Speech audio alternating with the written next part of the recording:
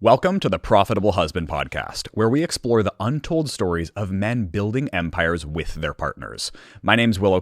Let's get into it. Ladies and gentlemen, welcome back to the Profitable Husband Podcast. Today, I have a very special guest, the one and only JT motherfucking Barnett, sitting here live. Just drove down from LA. First time meeting, but I've been a big fan. We've become friends. Super fucking stoked to have you Me here. too. Welcome. Too. Thank you for coming. It doesn't down. feel like we've never met in person. I know. Because we've talked so much online.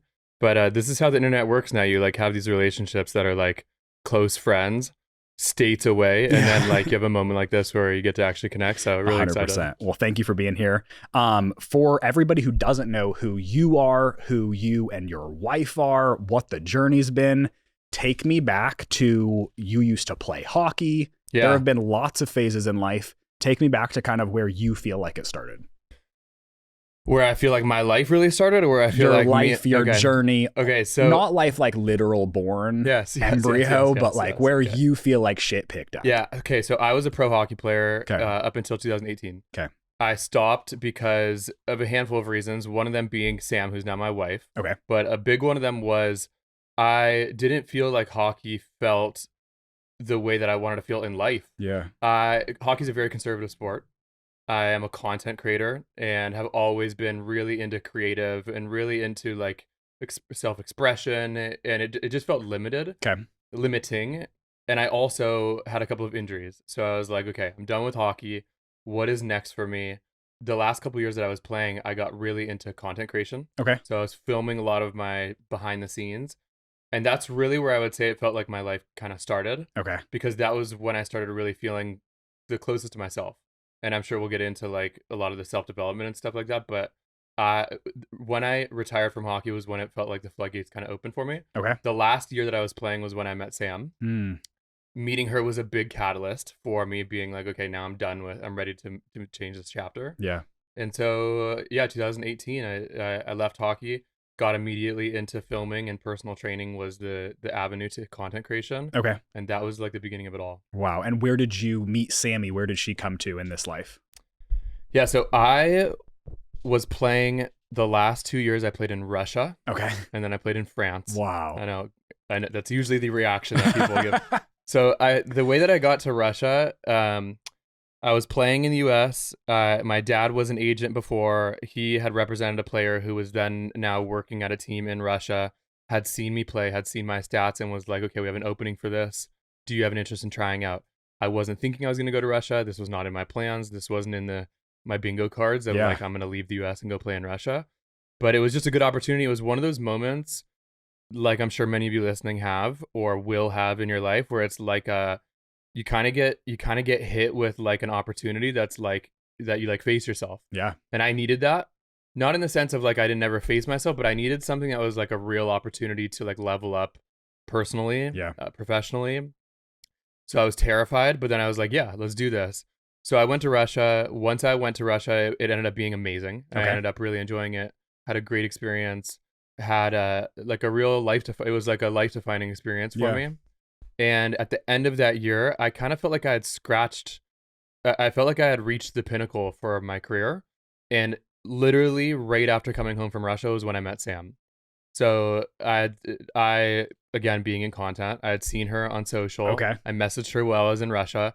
It was very innocent. I hate saying that because I think that people are like sliding into DMs in a very like kind of slimy way. No, it was very like it was a very innocent like what you're doing. Keep going. It actually, she had gotten baptized and I was like, this is cool. Congrats. Love it. So it was a very innocent, like reach out. She had a boyfriend at the time. We just stayed in touch very lightly. And then I moved to Los Angeles to train in the summer. Okay. So then I met her here. Wow. And then the day that I met her, it was like, that was it. As soon as I met her, I remember meeting her and being like, this person's going to be in my life forever. Didn't know how serious it was. Me and her were both like really stoked on being friends. Okay. Like it was like the first person that I had met that I was like, really both of us had no interest in anything else. She had just gotten out of a relationship. I had just come back from Russia. I was dedicated to the game. Yeah. I was like, I'm still playing. Okay. So it was very innocent, and I met her, and that was it. And like we started as friends. Wow. We hung out every day for 2 weeks, and by the end of the 2 weeks, it was like, I feel like there's more here. Wasn't planning on this, but And so at that time, that. you guys were both already content creators? So I was a hockey player Okay. that, like, literally, if you looked at my Instagram bio in 2000 and this would have been 2016, 17, it literally said hockey/artist. Okay. And it was like, I just loved create. I was music producing. I was making clothes. Okay. I was definitely doing like graphic design on Instagram at the time, using like, little apps that are like mobile friendly. Yeah. So I was doing all these different creative endeavors, and I wouldn't have considered myself like content creator. Wasn't even a thing. Yeah. That wasn't even a title. Right. So I couldn't have, it wasn't even like I could say I'm a content creator, but yes, I was making it. Okay. Sam was doing modeling. Okay. So Sam was in fashion, was in modeling. That was her thing. Then after we met, that year was like the year that Instagram started becoming like you saw Jake Paul, you saw Logan Paul, you saw all of these influencers, you saw King Batch and that kind of crew start like really making skits on Instagram, because Instagram went from photo to video, stole stories from Snapchat. And I remember seeing that, and then that like catapulted a lot. And so then Sam was like, I want to get into health and wellness. Okay. And I was like, I'm obsessed with Instagram. That you need to do this. And so she was like, I want to start doing personal training and like filming my workouts. She didn't resonate. Same with me with hockey. Okay. Sam didn't resonate with the industry of fashion and modeling. It's like it's definitely not conservative. It's just a lot more unhealthy. Yeah. Kind of cruel. Yeah. And like, think about back then, it was like it was like skinny was kind of a like real thing. Yeah. So it was like very anti health and wellness, and Yeah. Sam had an upbringing of health and wellness, and so she was like, I don't resonate with modeling and acting in LA. There's something else here. I feel like I want to do this on social, and I was like, I'm having the same feeling with hockey. I'm like, this social is so open and like, be who you want to be, do what you want to do, and then I'm like going in a locker room, and they're like, you can't wear a checkered shirt. It's like the two worlds were so different. Yes. So we both had that interest, and then seeing her step into that was like the real aha moment for me, being like, this is what I'm leaving hockey to go do. To become a creative creator. Correct. Wow. Yeah, and I can dive into that too. For those of you guys that are listening, my wife is now so she started as a fitness trainer. She now has launched her own app.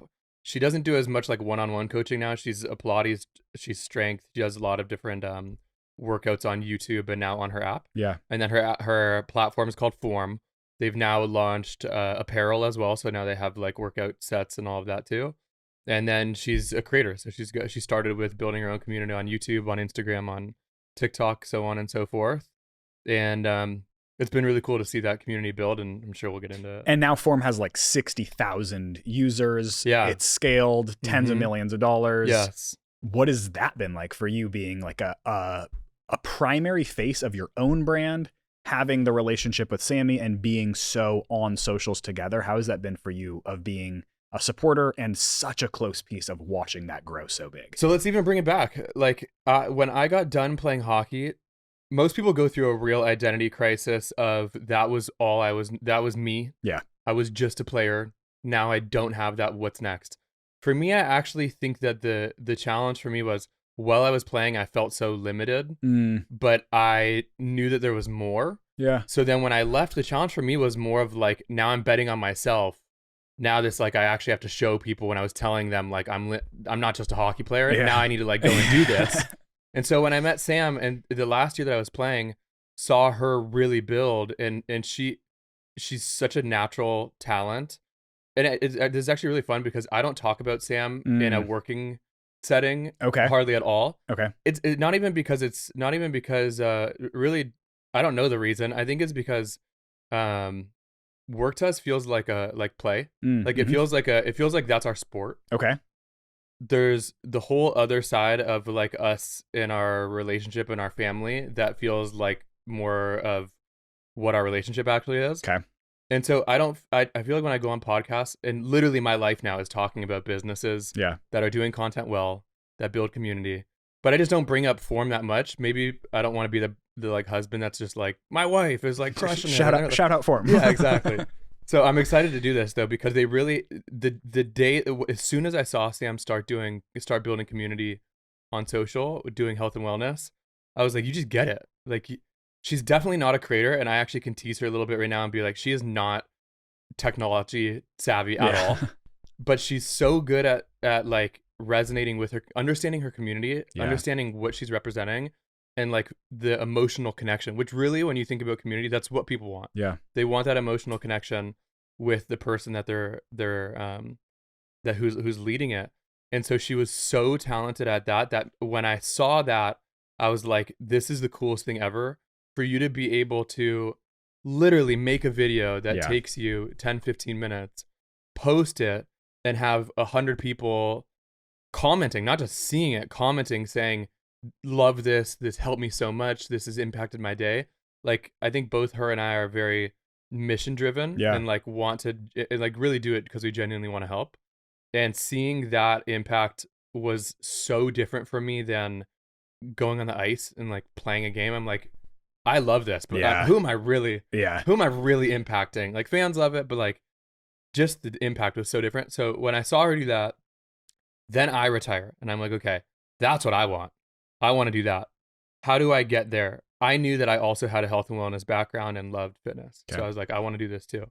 I'm going to go and start filming my workouts and kind of following in the same footsteps, because we both had that same passion.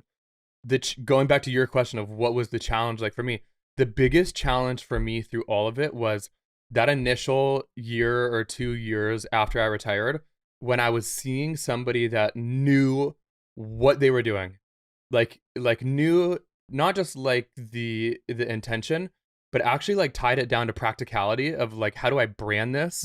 How do I market this? Who is the person I'm impacting? Yeah. And like, what is that packaging? Seeing somebody with that, when I'm coming off of hockey with the same desire of, I really want to do this. Yeah. But for me, it just was like, I just don't, it didn't feel like fitness was it for me. It felt like it was like, Sam, that is it. It was like, this is what I'm doing. Fitness is it. I don't care about any of the other niches, industries, other things. And for me, I felt like I had more curiosity. I was like, I love fitness, and like my mom's personal trainer. I grew up with fitness. Like, the fitness is ingrained in me. But it wasn't it wasn't like, I didn't want to be the biggest fitness trainer in the world. I didn't want to be the biggest wellness practitioner in the world. Whereas like Sam was like, this is what I want to do. So the hard part for me was seeing somebody next to me that was so passionate about it, and me having that same passion, but mine just feeling more scattered and being like, can I swear on this? Yeah, please. Being like, fuck, she's waking up every day being like, I'm going to film 4 workouts. I'm talking to them like this. I know what they want. I know how I'm going to help. Boom, boom, boom, boom, boom. Yes. And I'm waking up being like, I want to do something. I don't know what it is. I don't know who I'm helping. I want to help people. I got a lot of energy. I'm so excited to be done with hockey and jumping into this, but like, I'll go film workouts, I guess, but it just didn't feel like that was it for me. Literally. Fast forward now 5 years, you see that now I've now have found that with marketing and business and talking about content and all of those things. But starting was really hard for me. Yeah. It was like, I just had all this energy, didn't know what to do. And then seeing her grow, that was a challenge. Yeah, I definitely resonate with that. And it's funny because I feel like when I bring myself back to when Becca and I were both like in that phase, maybe similar of like, we're going for it. We're not going to stop. She found web design. I was like, I'm just going to become a marketer. But very similar to you, I'm like, do I make an Instagram video? Should I reach out to somebody? Do I call somebody? Like, what the fuck am I actually doing? At that time, really not even knowing what marketing was, just realizing that Instagram is starting to pop off. And if I take travel-esque photos, you get the likes, you get the shit, and it starts to grow. At that time, I remember so vividly the feeling, or almost the longing, to just have the purpose and devotion that I saw Becca starting to develop. Yeah. She'd wake up, she's fucking typing away, making some website or a homepage. And at that time, I'm like calling businesses. I'm like, yo, you guys need a website? Like, I got the girl, she's working right now. And I remember at that time being like, okay, she's starting to make way more money than me, way more money than we had ever made. But really, the jealousy or the feelings come from, I'm seeing her find her thing, and I'm kind of still scattered on mine. Yeah.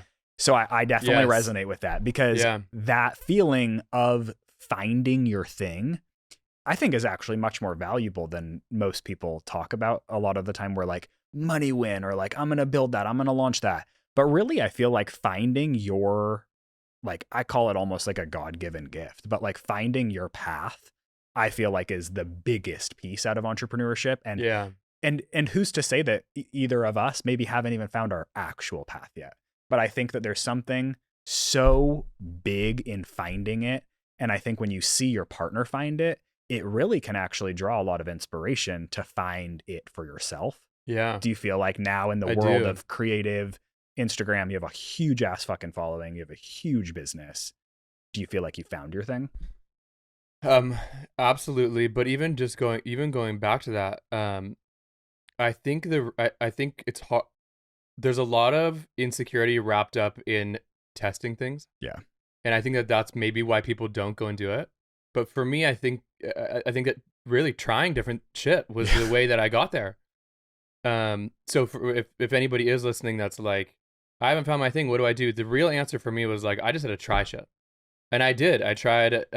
Even leading up to that, it was like I was telling you before. I tried music production. I had now tried hockey. I tried personal training. We launched an events business. I started a UGC agency. Like I was just like, I need to try shit. I don't know what it is, but I know that I have. I knew that there was. I knew that I was really talented with content. I knew that I loved people. And I knew that there was something about marketing that was like helping individuals tell their story Yes. that I just really loved. Mm. So I was just like, I got to figure this out somehow. I'm just going to try a bunch of different things. And then I think TikTok was where it really clicked. TikTok was where it really clicked for me. And I wouldn't have got there if I wasn't like, Gary Vee makes a video being like TikTok. And I'm like, I'm on it. Fuck it. I'll try it. Say less. Let's see what happens. Yeah. You know, and I think if you can get over that, if you can have compassion for yourself and not look at it as like an ego, like, oh, she's got her thing. Yeah. I don't have mine. I'm going to pretend like I have mine. Yep. And I think that that might be where people get into rifts of like somebody actually having theirs and somebody pretending like they have theirs because they have that insecurity of somebody actually having it. Yeah. Whereas I think like for me with Sam, communication has always been the biggest thing. Yep. That was something that both of us initially really practiced. So I think with that whole time for me, it was like I was very open of being like, it fucking sucks for me to feel this and see, and it's not even like I'm not angry at you. I'm not jealous in the sense of like wanting you to not do well. I just am like, I want this. I want to feel that too. Yes. I want to be there too. I want to do that too. And she was very kind about it. And so I think that was the way that it didn't feel like this tension of something between us. And it felt just more like her being able to support me in that like hard experience that I was going through. And then like, as I'm like testing things and seeing it, now I feel like if I did hold on to that and be like, I gotta be the personal trainer too. Yep. I wouldn't have found what I actually feel really natural with and like my own talent. And to your point, everybody has their own talent. Yeah. Everybody has not even just one. Everybody has multiple things that they are actually here to do and be really good at. And I think you're doing yourself a disservice if you're holding on to something and like white knuckling it and forcing it, because there's other things out there that just feel so easy and you just feel so talented with. So I think it comes sometimes from like the fear of failure, of like the testing, making calculated risks. Cause I totally had a similar experience where I tried to offer like chat bots. I was an Instagram manager. I tried being a photographer, never tried the music, probably would have been horrible at it, but tried all these things and failed at most of them. And I think that if you look at that as trials, tribulations, making your skill set, your Rolodex of things just greater every single time, I think that is something that, from my experience, I've watched guys have a lot harder of a time actually adapting into than women. I'm curious, when you bring yourself back to that stage of like trying, failing, trying, being challenged, all of these things, do you feel like Sam had an easier or more seamless time trying things and finding it than you did? And were there any, I guess with that, were there any things that you had to overcome to actually find your thing? good questions. I would say Sam probably did have an easier time. Yeah. I think that the upbringing is a big thing. Okay. Your literally family, all the experiences from youth, from high school, from college, from pro. Like for me, I think it wasn't lack of trying for her that maybe made it easier for her. I think it was probably like the support that was ingrained in her I from love people that. around her, and maybe society as well. Yeah. Like to your point with guys, there definitely is something around guys having a harder time just emotionally Exactly. than women. Yeah. And I think that the reality is not only entrepreneurship, but like creative, really most things in life require real emotional skill set of Yes. like being able to sit with uncomfort and actually move through it. And like I was saying, compassion. I Yeah. would have never said the word compassion while I was still playing hockey, growing up with coaches that are like, you push through everything. Yeah. Don't feel, Yeah. get out there and like, you know, it's just a different thing that's ingrained in you.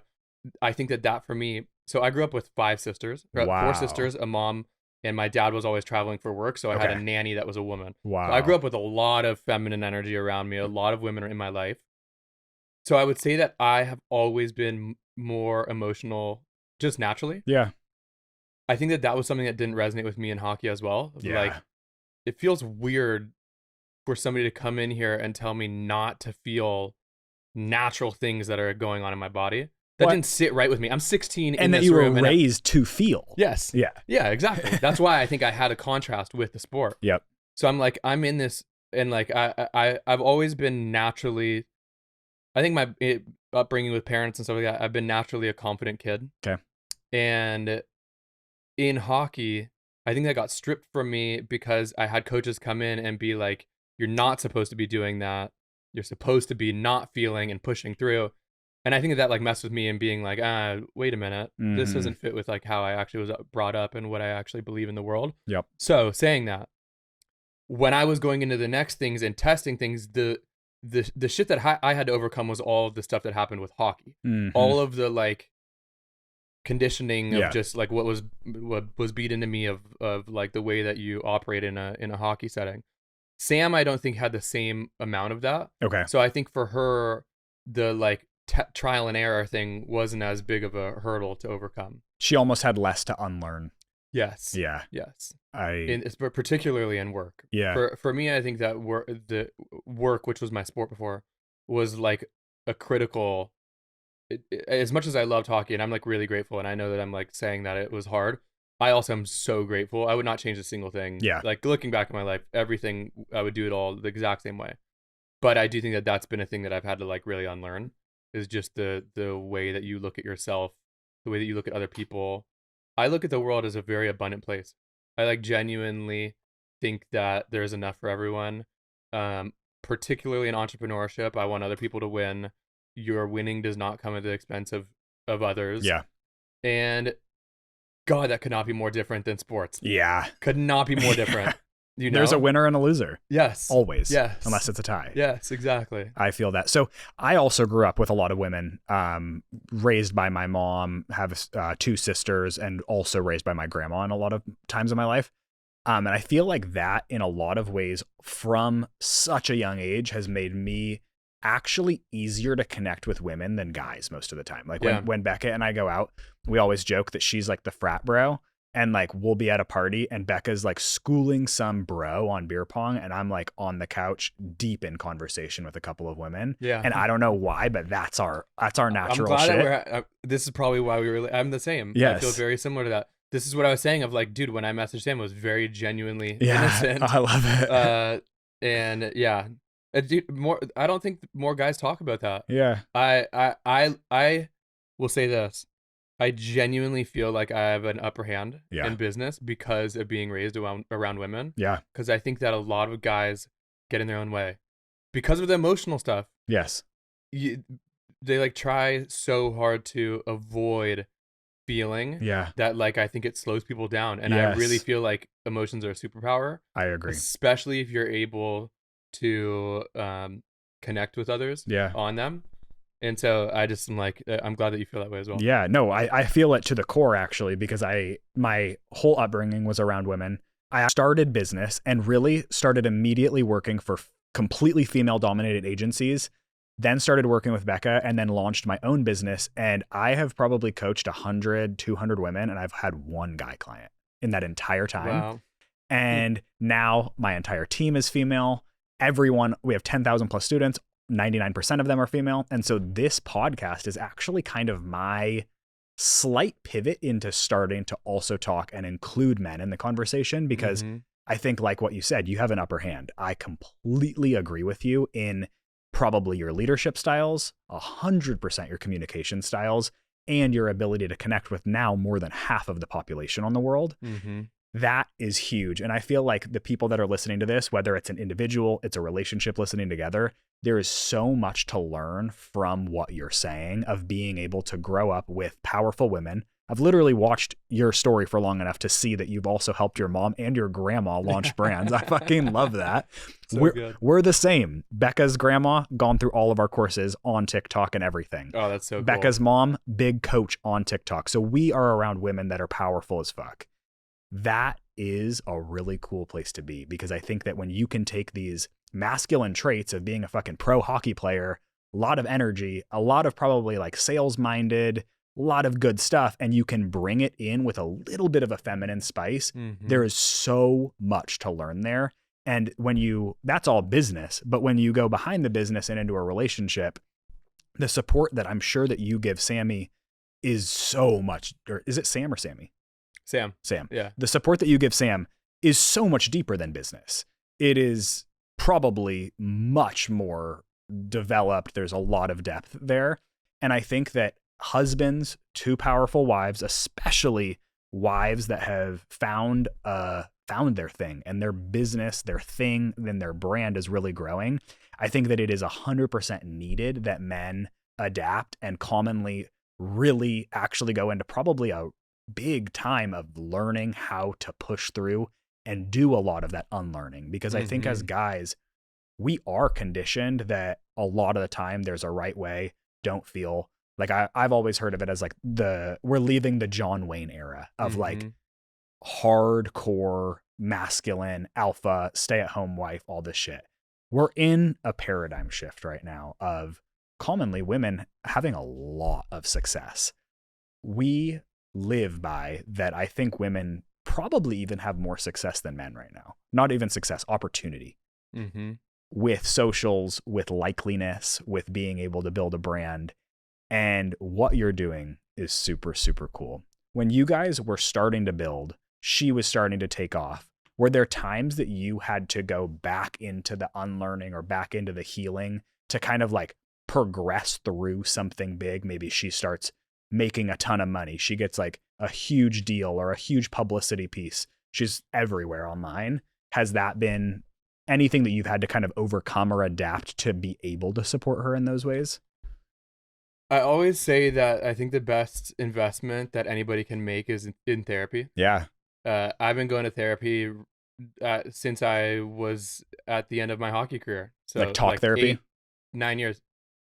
Multiple different styles of therapy. Okay.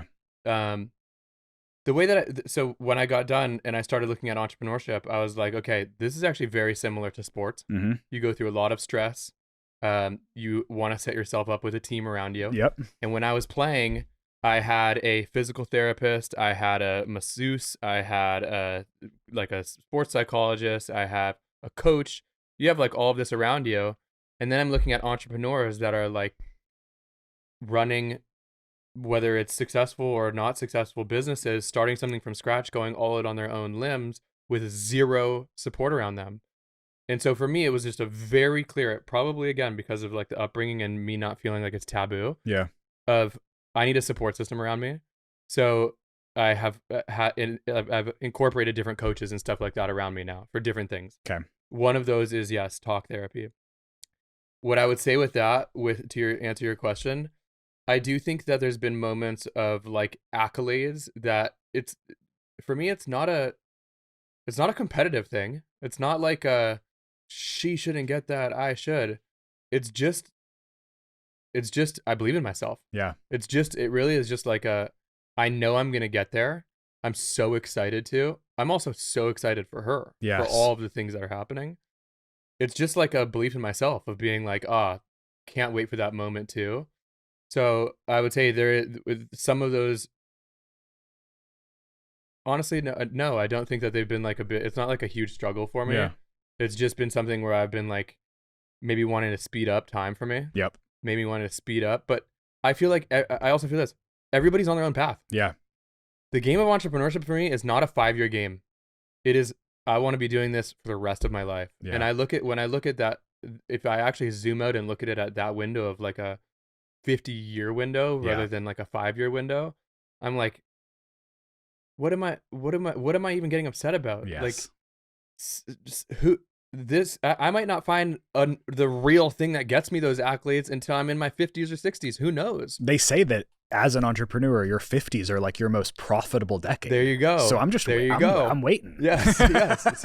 So for me, I'm like, yes, I do have those moments where I'm like, and then I go and whether I'm talking to somebody or just internal with myself, and I just like, I'm zooming out and I'm like, it's all good. And then I just am like, this is really cool to experience exactly where we're at. I love it. With going to therapy, trying multiple modalities or mediums of it, has there been one single experience that you would categorize as the most transformational experience you've had with therapy? Talk therapy mixed with somatic. Yeah. So somatic therapy is like, is. So for people that don't know, somatic therapy, the difference between talk therapy and somatic therapy is talk therapy is very intellectual. You're talking about what's going on. You might be talking about ways that things make you feel, but you're much less focused on like what's actually going on in your body. Yeah. And going back to what we were saying before of like most men struggling with feeling emotions, I don't think most men struggle with intellectualizing. Yeah. I think if you go on any social platform, you will see men in intellectual conversations arguing and going back and forth very easily. But I would say that science will actually back this up. Now, trauma lives in your body. Yes. So things, and I don't mean trauma like abuse. Trauma could literally be a coach getting angry at you. An example of me. Okay. Feeling like you let your team down, like whatever it is. Yeah. It doesn't have to be massive experiences, but those get stored in your body. Yes. And if you don't actually take the time to sit with and feel those things in your body, the intellectualizing isn't enough. Yeah. And so what I had to learn when I went to therapy the first day, my therapist was like, "Hey, you overthink when you're feeling too much, you go into your head. Your work is all going to be about learning how to get more into your body." Yep. So that for me was a breakthrough. That was probably one of the biggest breakthroughs. Probably one of the most critical things that has happened in my life was her saying that to me. Wow. Because when I am driven, I dedicate myself. Yeah. And so she was like, "This is why you're struggling. Like you try and think your way through things, and that is only at most 50% of it. Yeah. You need to be able to feel." And I was like, "What do you mean? Like, wait, what?" And then as I went and sat with it, I was like, oh my gosh, all of the last 10 years of playing hockey was don't do that. Yeah. And now it's like this whole flip of now I need to actually learn how to feel. I think the thing that I did have working for me was my upbringing. I did learn that. So it wasn't like it was rejected from birth. Yeah. But it was like I had to go and relearn that. So going back to me dedicating myself, I literally went home, printed out a thing called a feelings wheel. Shows you all the feelings. Okay. This is what my therapist was like. Go download a feelings wheel. I print this out. I laminate it. And all day I have this on my desk. Throughout my day, I'm like glancing over at being like, what am I feeling right now? Not thinking, what am I actually feeling? Oh, I'm feeling anger. What does that feel like in my body? So through all of that practice, now I've like learned how to like really sit with emotions and feel. And that's probably been one of the most critical things in business that I've ever learned. I love that. I interestingly have in the last 2.5 years started doing somatic therapy, and I would say it's literally changed my life. So cool. Yeah, thank you. And I feel like it was something that interestingly Becca had been asking for a long ass time, maybe years. And then we were asking for you. Yeah, like go to therapy. Any fight, you need to see a therapist, get like anger management, all this shit. And I tried talk therapists, and I felt like I would always leave a therapy session more in my head analyzing all the like relative like wrongdoing or all the negative shit. And I would leave and I'd kind of be more in that than when I started the therapy session. And when I started working, I interestingly was at an event, and I started talking to this guy, and he calls himself a healer, but he's a somatic therapist. He's a life coach. And we're just talking, and at the time, especially through us, our lives literally changed in the matter of like 3 or 4 years. I grew up as a like total street kid. Started to realize that's absolutely not the way that I want to live at all, let alone a trait that I want to bring into a partnership. And so I honestly, I feel like stuffed a lot of that shit inside and was like, fuck it, I'm over it. I'm dealing with it, but like dealing with it with 2 asterisks. Mm-hmm. And then as we started to grow in business, it was like, okay, these things are coming out. The rage and all of these things are coming out in ways that are like truly starting to feel sabotageal. And it was she had told me to go to therapy so many times, and I would go and I would try it once and it'd be like, that therapist sucked, or like something like that. And fast forward a couple more years, it became my interest because I realized that through the growth that we were having, and I'm so grateful to have had, I wasn't able to even like feel the good because of all this like shit that I had inside of me, the trauma that you were referencing being stuck in your body. And I remember being at a dinner and I met this guy and he was like, oh, like I can see that you're holding on to it. And I used to always feel so like tense in my body. My stomach was always fucked, like all these things. And I remember him saying like, it's in your body. Like I'll gift you a session, come in and let's just chat. And like, let's see if I can help you. And I was like, whoa. And I left that dinner and I started thinking, what are the experiences that I'm still holding on to? And I was able to pinpoint it exactly. And I started working with him, and I worked with him weekly. And I would sometimes be on like his like massage table, and I'm fucking crying and I'm sitting, and he is on some wizard shit, honestly, because with the somatic work, I really loved that it got you out of your head, because I feel like I'm always living in my head. And he would be able to bring up like the darkest of experiences, all of the things that essentially are the trauma that you're holding on to. And he would be able to kind of like help release it in my body in ways that I had never experienced before. And I would leave each session feeling good. Like I was, wow. Like I literally would say leaving his office and driving the 30 minutes home or going to grab a bite was the best I would feel in my entire week. And I realized that work was 100% needed. And I think that it was honestly a huge turning point, even inside of Becca and I's relationship, in that I was able to start being more intelligent when it came to my emotions, because I think as guys, a lot of the time we feel something, but then it comes out in a completely different emotion. Like you feel like ego or jealousy or something like that, but then it like comes out in anger or anything under the sun. But it's interesting that the somatic work, like I truly feel like it's changed my life, and I couldn't really imagine, honestly. Bro, good for you. Thank you. Seriously, good for you. Thank you. I don't think I've talked to really any other guys that have actually like really dedicated to somatics. That's really sick. Interesting. Yeah. Really cool to hear. I love that. Yeah, the guy that I work with it's very unique. He's really big onto Chinese medicine. So it's like we'll work together for 2 hours, and it'll be half talk therapy and then half somatic or even like foot reflexology. And a lot of the energy I feel like comes out in just this crazy like pressure points in your feet. And this is all stuff that like literally 2 years ago I would have been like, fuck off. Like, dude, sounds ridiculous. We have had the exact same experience with our somatic, that like, if he calls himself a healer as well. If you would have told me the things that are happening are actually happening, just like you were saying, lying on a massage table and him like not even necessarily touching me and me feeling like there's energy moving, I literally would have been like, this is voodoo. And the fact that you're paying for it. Oh, for sure. It's not even free. But it works. It does. And I think that going back to, I think the like open-mindedness and like being able to and willing to feel different emotions. Yeah. Like, I just think it's an upper hand. Yes, 100%. It really is. With all of the growth that you have done individually and that you've done with Sam as a relationship, has there been things that have caught up with you that you're like, whoa, I'm seeing the growth that I've done and it's coming to life, or I'm literally watching all the work that you did on yourself come to fruition? The building of my business, and the building of hers, both of them were clear indications of, damn, this stuff works. Yeah. Like me, because here's the way that I feel about building a business. if you are the entrepreneur, your business is a reflection of you, how you view yourself, how you view the world, and what you're actually here to like do for people. So if you aren't clear on that Yeah. and you're in your own way, that's going to reflect in the business. Yes. It reflects in the people that you're hiring. Yep. It reflects in how you come out with products. It reflects in the way that you do community, customer service, Yeah. the content, everything. So like your energy is so important. The founding team's energy is so important into what you're creating. Yeah. So I retired in 2018. Really dedicated myself to therapy in 2019. Okay.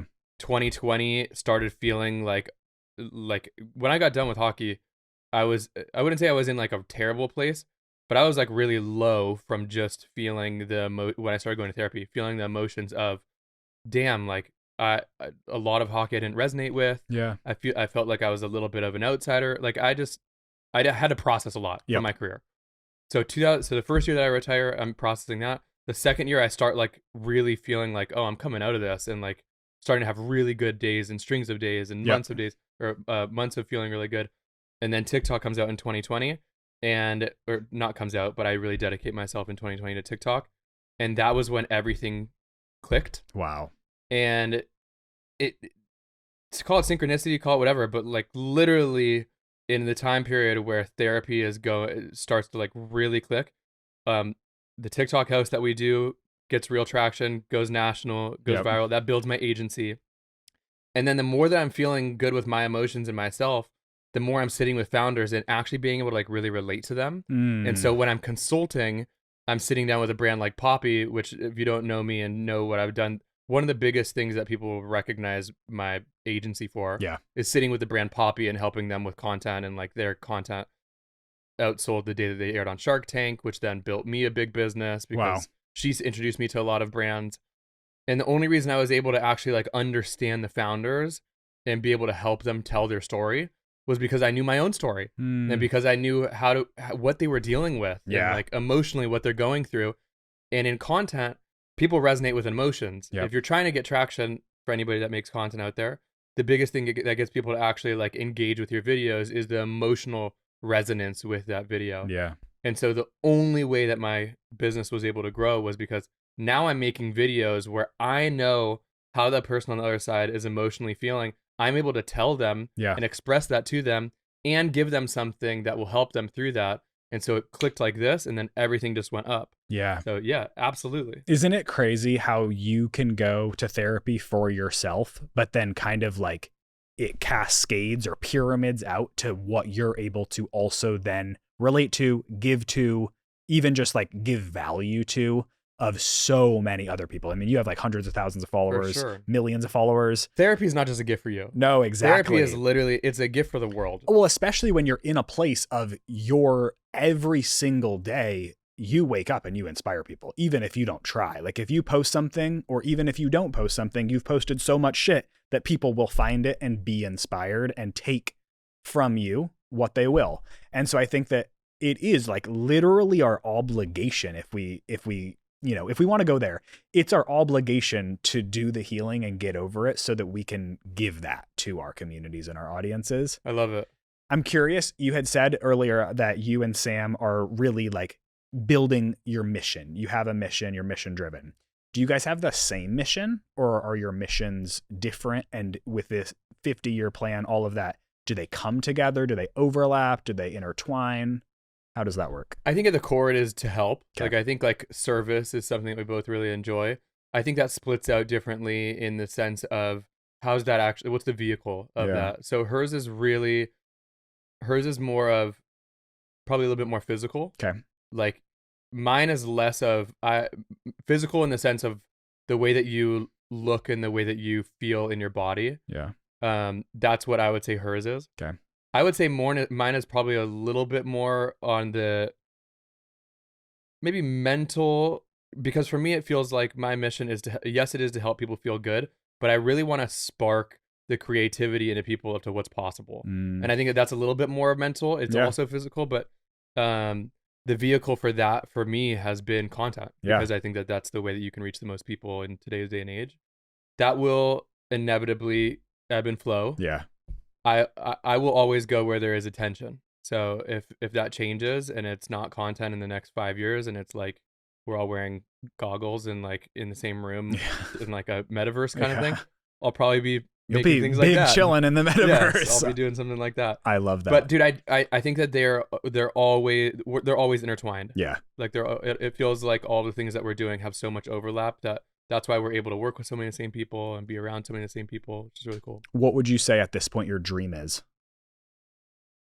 It's a great question. I'm less of a specific.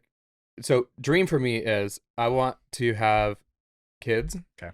that want to come home when they are out of the house, like old enough to be out of the home. I want to have kids that enjoy Sam and I so much that they want to come back to the house and spend time with us. I love that. I want to have a relationship with Sam where our kids leave the house and it's just us again, that we actually want to be together and really enjoy our time together. I would like to have enough. For me, what I was saying is I'm not a specific manifester. Yeah. In the sense of numbers and like exact details don't do it for me. I'm not like I need a $300 million. It's more like enough. Yeah. I want space. I want my health to be in a great place to be able to move my body when I'm in my 50s. Yeah, 60s. Maybe 70s? No, I want to be able to like really move when I'm in my 40s, 50s, 60s. Okay. 70s, I'm okay if I'm like slowing down a little. Okay. I mean, my grandma's really moving though. I'm inspired. Yeah. In her 90s, so we'll see. But dude, no, helping. Like I want to impact as many people as I can. I want to help people see the possibilities of what they can do in life. Yeah. And whatever that is for them. Yeah. And push them to really chase that. I love that. Yeah. And you're on that mission. I mean, I think even just bringing up Poppy, I think that you, through all of your trials, all of your different skills that you've been able to pick up like along the way, I think even helping brands that then have fucking huge reach, I think that you are literally giving that impact every single time that you work with a brand. And I think that even prior to this episode, when we've had our calls or chats about like where you're trying to go on business, and I actually really respect that in that vision, it's not business, equity, numbers, all of these things. It's like lifestyle. It's what does life look like, especially when you think about a 50-year plan. You think about times where hopefully work does become somewhat of a choice. And I think that choice piece is really big in having a lifestyle that you can give to your kids that they do want to come back and all of that. And it's so crazy to think about being on a path that, do you feel like you can make anything happen that you want?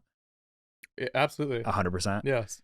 With that, do you feel like, does that ever get intimidating that like you can shoot for the stars and that you will get to them, and that especially as two powerful individuals that both have audiences, brands, product, all of that, that you guys, does it almost ever feel like scary that you're on such a crazy path?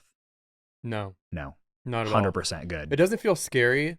What I would say for the dreams is sometimes I would say I have said to myself, what is it that's like the specific thing that I'm going for? Yeah. Because you're so right. It's lifestyle for me. Yeah. It isn't a business outcome. It isn't a personal outcome.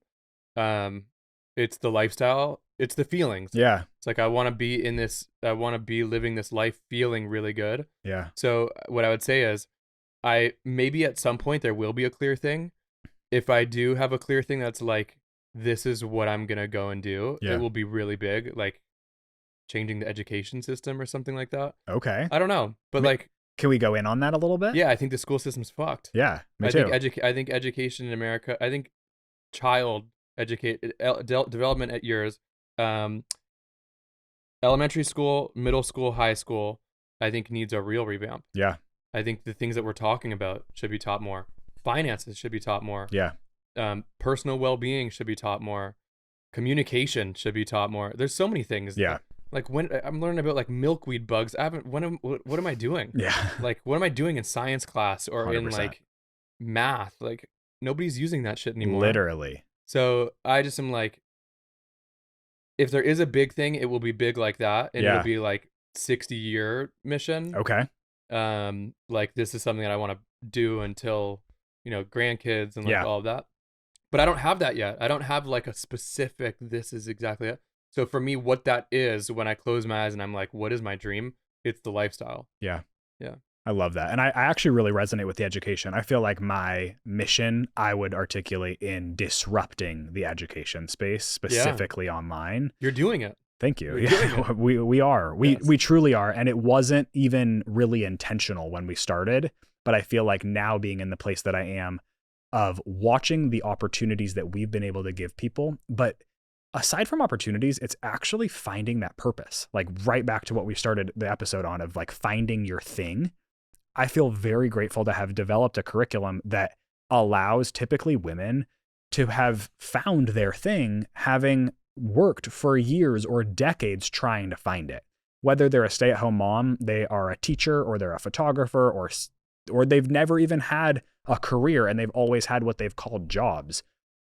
The fact that we could create something online that could have a different outcome than potentially going to college or doing a post-grad, like any sort of study that doesn't apply it to a career, I think is kind of the piece that I want to change. I want to, even in like what you are doing of helping creators, that is the kind of education that I feel like my mission is to disrupt, because there's no point in like having all this opportunity of being a creator, being a web designer, being a freaking fitness brand owner, none of that is being taught.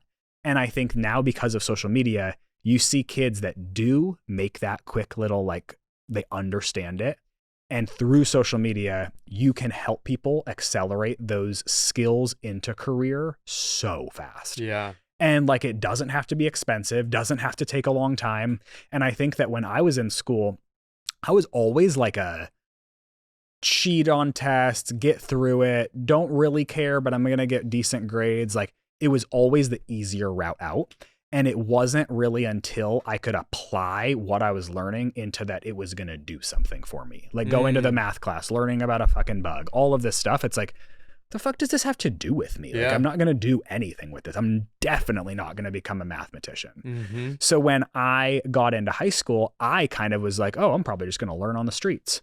It's like selling stuff, hiring people, doing all of these things that then when Becca and I came together of like, okay, we should teach people how to do what we're doing. At that time, we had found micro success. It clicked of that. It's not teaching them how to do it. It's teaching them how to skip all the bullshit, all of the things that we tried and failed, and now give them something that, at least from our perspective, works. Yeah, absolutely. And I think that that's wild that not everybody is thinking, because not everybody is thinking that the education system is fucked, and that we need to do a major overhaul of the applicability of what we're being educated. Yes. Do you have little siblings? I was literally just going to say, I have a little brother and a little sister. He's 16. She is 13. Okay. We're already having the conversation right now of like, why would my parents pay for college knowing that he's not, if he's a freshman right now, so he's got a couple years, but if he's not certain on what he's going to go to school for. Yes. Why not wait? My idea is like maybe help him go and start some different things, let him go and get some jobs, try some things out until he knows. Totally. And then invest. Yeah. But I just am like, there's so much, there's so much time being spent on things that youth will not use. Yeah. That, what you guys are doing is so needed. Yeah, thank you. I think that so Becca has 4 siblings under 16, like 12 or like maybe 10, 12, and 16. And so we hang out with them all the time. We actually host them at our house like for like weeks or summer breaks, things like that. And Becca is so close with them. And it is so crazy to see them go through school. And Becca's family is interesting because they were like super pro dropping out. Becca dropped out at 16, but really 15. And we were already dating at that time. And like my family, very different, like go to school, go to college, all this shit. And she was born on a commune, and then school was never thought of as a priority. It was like, you're not going to do anything with this. You're going to just figure something out. And it was like that creativity. And I see now watching her siblings, not only is the education system fucked, but the individuality of each kid and their learning styles is not even thought of. And it's not of the fault of like the teacher. The teachers are super underpaid. The school district probably is mismanaged or misfunded. Mm-hmm. It's not like you can place the blame on somebody or an organization, but just we've gotten to a system that kids are graduating and then likely going into college and going into debt and aren't being educated on what to do with it. Lots of the time, we're not even realizing that the investment into going to college is by far the biggest investment they've ever made. And it's kind of crazy that you can just get student loans. Could never get a business loan right then, but they'll loan you as much as you want for this school. It's really wild to think about. I think I'm curious now in you and your world of also kind of training creators and putting a lot of people on, just like us. We put people on to new opportunities, you and me both, Sam as well. Like whether it's a fitness opportunity, it's a mental health or personal development, or it's a career. Do you feel now like you are in a really cool place being able to give those opportunities and inspire even your siblings to see that they can do anything and that the world is truly like their oyster? Yeah, absolutely. I feel like I do a lot of things for younger versions of myself. Yeah. My little brother and sister are absolutely included in that. Okay. And yeah, I mean, for even right now, I'm like, I want my little brother to come work for me. Yes. And be able to be around and be inspired and like go and do the things that he wants to do. So for sure, I think that's a big part of what drives me, of just, I want to be a leader. Yeah. And having little siblings is like the best, because that's like a really easy example of trying to do that. 100%. I love that. Becca's siblings always are like, all right, I'm ready. I'll start working for you guys whenever. And it's honestly, have you considered it? They're really young still. So, but actually interestingly, yes. So Becca's very close with her youngest sister, Karina, and Karina is a savage. We've actually had her on our podcast. She is literally Becca's mini me. She's like 9 years old, fucking hilarious. And she actually, yes, 100%, we already have a position for her. I love that. We envision taking our education actually into high school and college career fairs, because I think that... Dude, so cool. And I see Karina being the leader of the booth, going out into the crowds being like, hi, joining the fucking Marine Corps right there. Like, you want to learn about web design? And my sister does this, blah, blah, blah. And she just rips on how cool Becca is. And I'm like, yeah, Karina, I could hire you right now. Like, okay, she's not actively doing this already, is she? She's 9. Okay. So no. So this is a couple years down the road. Couple years down the road, but I love it. But we really actually see Becca's sister and dad running that portion of the business because they rave about us. Becca's dad is an affiliate of ours. He sells our courses all the time. He's actually going through them right now, trying to bring on like a side hustle. And it's like, it's turning into a whole family thing. And I love it. That's cool. But yeah, no, 100%. I see them working for us or taking something in terms of inspiration and us being able to help them do something on their own that's hopefully even bigger. I think that that's like the whole really cool whole purpose is trying to just inspire other people. To pivot a little bit into the kind of behind the scenes of what people don't see. Do you feel like there are pieces of you and Sam's relationship and your guys' personal and business growth that are like nuanced, or people just would not have any idea in terms of like maybe like gender role adaptations that you guys have had, or things that just the world doesn't get to see? Like, for an example, Becca and I have like interesting roles. I am much more of the homemaker than she is. So like I'm OCD around like cleaning. So Becca hasn't done the dishes in probably like 4 years, minus maybe 1 cup. I do all of our cooking. I do all of our cleaning. And I just do it because I want it to be clean and because it's me. And I see her being able to go do her things that are amazing, like content and all of that. Do you think there's any things that like nobody gets to see? I'd say I'm probably a little similar. I mean, Sam would be like not a chance with the cooking because I haven't been doing that. I do like cooking. I will get back into it at some point, but no, she's definitely doing that more. But yeah, I would say way less of like me being like alpha, and being like, no, I'm the man in the house. And, nothing that I would say is like, I would say, one, We are pretty public, but Yeah. I also like having a lot of privacy. We good? Yeah, we're good. With the privacy of that, when your guys's relationship and the like quick break taking that you guys did when that happened, was that intense being so public? Because that's intense as fuck. Yeah, so we're both really public. I am an open book, go on podcasts all the time, talk about all of this.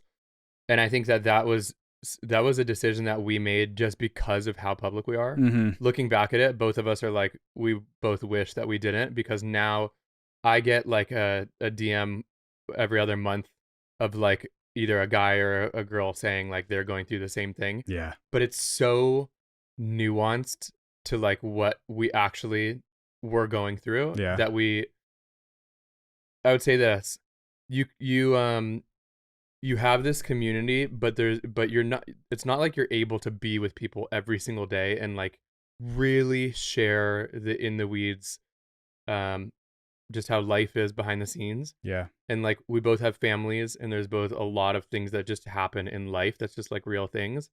But like we want to share with our communities when things are going on. And so we felt like we needed to in that moment.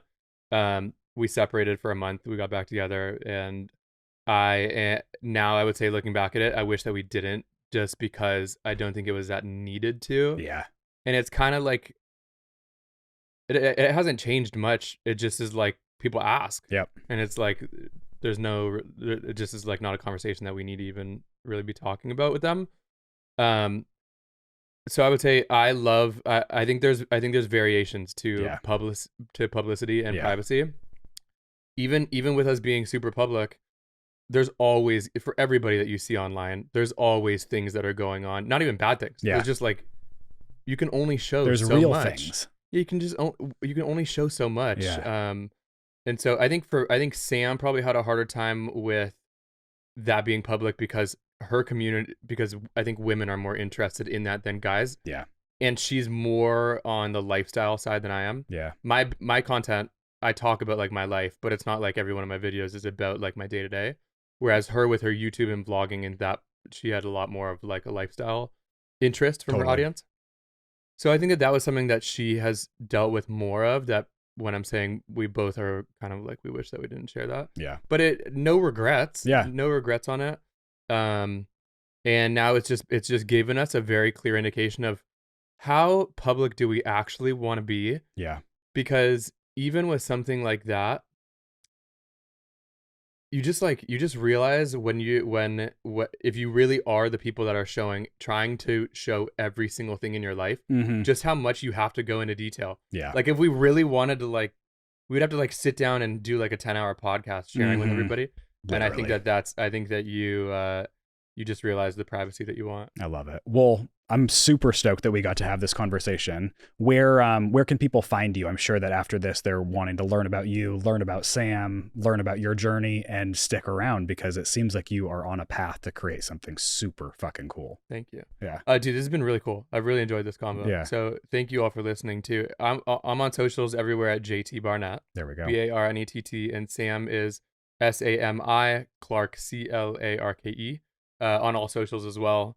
Her company's called Form, mine's called Creator X. And if you listen to this, especially the guys that are listening to this, please send me a message. Would be happy to have convos, pulling for you, and here to help. Biggest tip: get into somatic therapy. Yes, love that. Well, thank you, bro. Yeah, this was great. Yeah, really, so really stoked. fun. Yeah. That's it for today's episode of the Profitable Husband Podcast. If you're ready to step up, support your wife, and build real wealth together, make sure to subscribe so you don't miss what's next. For more strategies on business, marketing, and becoming the strongest leader in your household, follow me on Instagram at Willow. And if today's episode hit home, share it with another man who needs to hear this. We're building a movement, one profitable husband at a time. Thanks for tuning in, and I'll see you next episode.